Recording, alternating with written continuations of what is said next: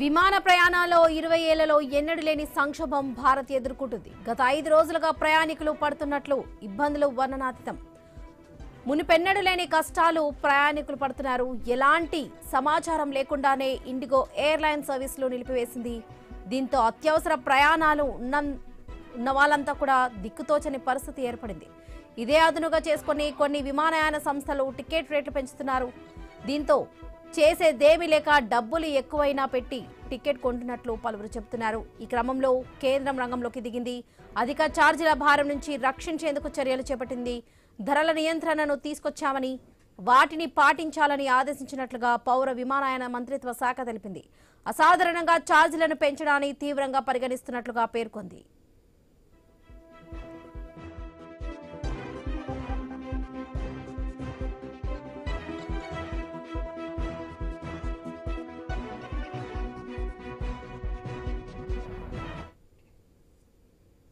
సాయంత్రం 5 గంటలకు విమానయాన శాఖ కీలక భేటీ నిర్వహించనుంది.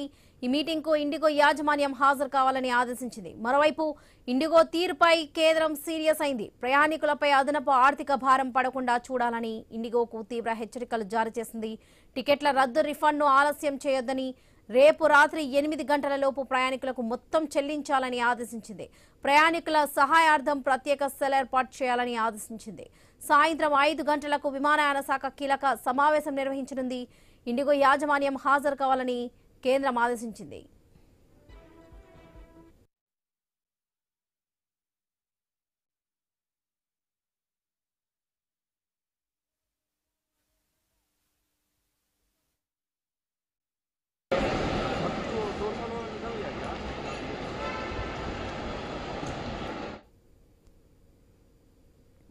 రైట్, ఇదే విషయానికి సంబంధించి పూర్తి అప్డేట్స్ మా ప్రతినిధి స్వామి అందిస్తారు. స్వామి,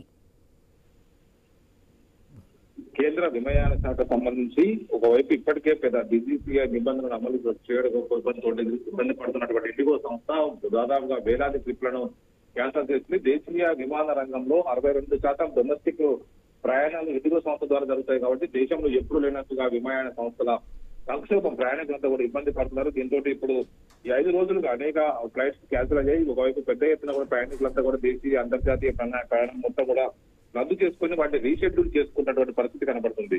దీంతో ప్రయాణికుల ఇష్యూస్ అన్ని కూడా ఒకసారి తెర మీద రావడంతో కూడా కేంద్ర ప్రభుత్వం అలర్ట్ అయింది. కేంద్ర పౌర విమానయాన శాఖ మంత్రి రామ్మోహన్ నాయుడు ఎప్పటికప్పుడు దాన్ని సాల్వ్ చేసే పనిలో ఉన్నారు. ఒకవైపు దీనికి సంబంధించినటువంటి ఇండిగో సంస్థను సర్వీస్ అయితే ఎక్కడెక్కడ నిలిచిపోయాయి. దీంతో ప్రయాణికులు ఇబ్బంది పడదని గమనించేటువంటి సంస్థలన్నీ కూడా ఒకవైపు ఇతర సంస్థలు దీన్ని క్యాచ్ చేసుకోవడం కోసం పెద్ద ఎత్తున కూడా డైనామిక్ స్పేస్ ఎప్పుడైతే విమానాలు డిమాండ్ అనుగుణంగా టికెట్ రేట్లు పెట్టుకునే వెసులుబాటు ఉంటుంది.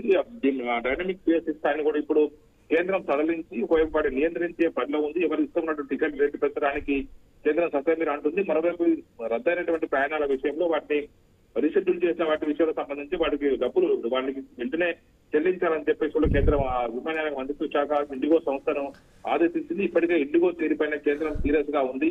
ఒక ప్రయాణికులపైన అదనపు బాధపడకుండా వారికి ఇవ్వాల్సినటువంటి డబ్బులు వెంటనే ఇచ్చేయాలని చెప్పేసి కూడా తీవ్రమైన హెచ్చరికలు జారీ చేసింది. టికెట్ల రీఫండ్ కు సంబంధించి వెంటనే దాన్ని సాల్వ్ చేయాలని చెప్పేసి కూడా ఒకవైపు ప్రకటన చేసింది. ఈ రోజు రాత్రి 8 గంటల లోపు వాటిని మొత్తం పూర్తి స్థాయిలో చెల్లించాలని చెప్పేసి కూడా ఆదేశించింది.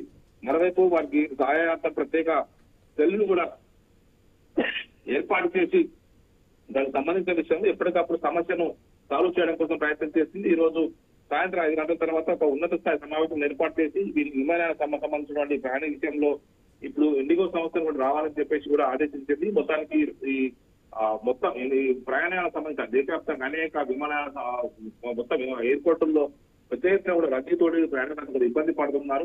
తాము ఇప్పటికే డిసెంబర్ నెల కావడంతో కూడా దేశీయంగా అంతర్జాతీయంగా పెద్ద ఎత్తున టూరిస్టిక్ అట్రాక్షన్ ఉంటుంది. చాలా మంది కూడా ప్రయాణాలు పెట్టుకుంటున్నారు.